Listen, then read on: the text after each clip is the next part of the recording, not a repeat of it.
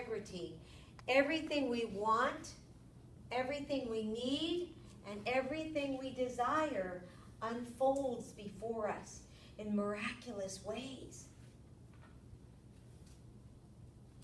Now, let me ask you this. If we don't live a life of integrity, guess what we're going to be attracting to ourselves? Think about that. If you don't live a life of integrity, what do you think you'll be attracting to yourself? No. You don't reach your goals? Okay, you don't reach your goals, but think of attraction. Yes? Negativity, I guess. Negativity could be one of them. Yes. Other people that integrity isn't important to them? Exactly. She hit it. Give me 5. Woo! Exactly. Because guess what? The other law of the universe is called the law. I wish I didn't have this table here. This was the first law we're covering, right? So you got this down. Do what you say you're going to do.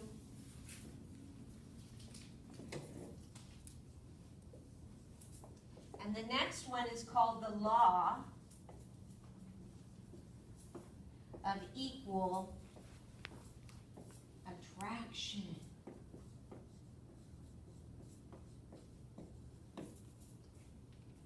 The law of equal attraction. And personally, I hate that law. And I'll tell you why I hate that law. Because you never get what you want. You never attract what you want. But you will always attract what you are being. In other words, we are all energy. Remember, I already told you that. We are all energy. If my energy is out of congruence, then I am being incongruent, if you will. And so if I am being incongruent, I am like a magnet. I am going to attract, like she said, I'm going to attract all those people that are just like me. And for somebody that's evolved and notices that and notices, oh my gosh, this is what I'm attracting. Look at all these people around me. So-and-so can't, and and these are the people that say, I'll be there, and then let's say you invite them to an event, whatever event. I'll be there, and then they call you, and they cancel. And then you get really upset. But it's not about them. It's about taking a look inside yourself and saying, oh, what am I being right now? Where have I told somebody I was going to do something and I didn't do it? Does that make sense? So it's about looking at yourself, looking within to shake yourself up and say, the law of equal attraction. I am equally attracting that which I am being. So the yoga says, align yourself, mind, body, and spirit. If you don't like what you see out here, then change what's happening in here. Does that make sense? Yeah. Yeah? And that's a hard one to swallow. Because it is a lot easier to say to somebody, it was your fault. Right? You're the incongruent one, not me, right?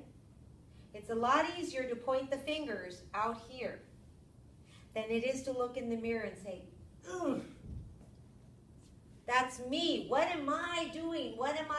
How do I need to fix myself? You see, because we spend a lot of time going out there and saying, oh, I'm going to change my boyfriend because he... And so then we say to him, you got to change this, you got to change this, and you got to change this. Right? But the truth of the matter is if he's being that way, it's because there's something inside you So you got to change you. You got to change you. It's all about you. It's always been about you. You just don't realize the magnificence that you are, the power that you have. Right? So we have to take a look at both of those, the law of integrity in order to live in congruence, and the law of equal attraction when we're not living in congruence. Right? What is it going on in here that is causing me to attract people that are not doing what I've asked, right? Or that are not coming through, or that are not keeping their word, or that whatever it is. What is happening inside me? Does that make sense? And that's what yoga is all about. When we get on this mat today, when we get on this mat, and we're going to get on there pretty quick today, when we get on this mat, there's going to be a hard time. It's going to be hard. And some of you guys are going to want to quit. And you're going to want to give up. And that critical voice inside your head is going to sound like this. I can't do that. It's too hard. Oh, I hate this class. Oh, God, why does she make us do it that way? Right? And that's the critical voice inside your head. The one that you're supposed to be listening to. The one that you're supposed to be writing all your thoughts about. Because we can't change what we don't know is happening inside our brain. Right? Would you agree? Yes. Yeah. So we have to become one with the brain. We have to come into the law of congruence, the law of integrity. And let me put it to you even more simpler. Okay? Let's erase this one.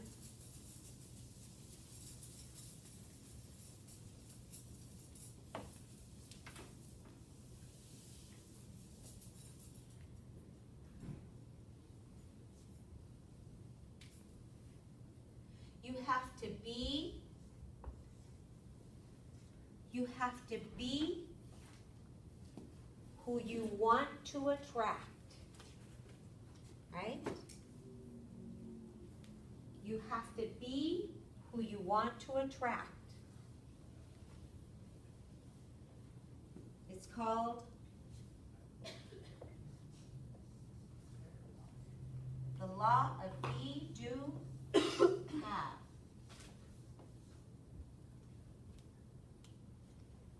You have to be who you want to attract.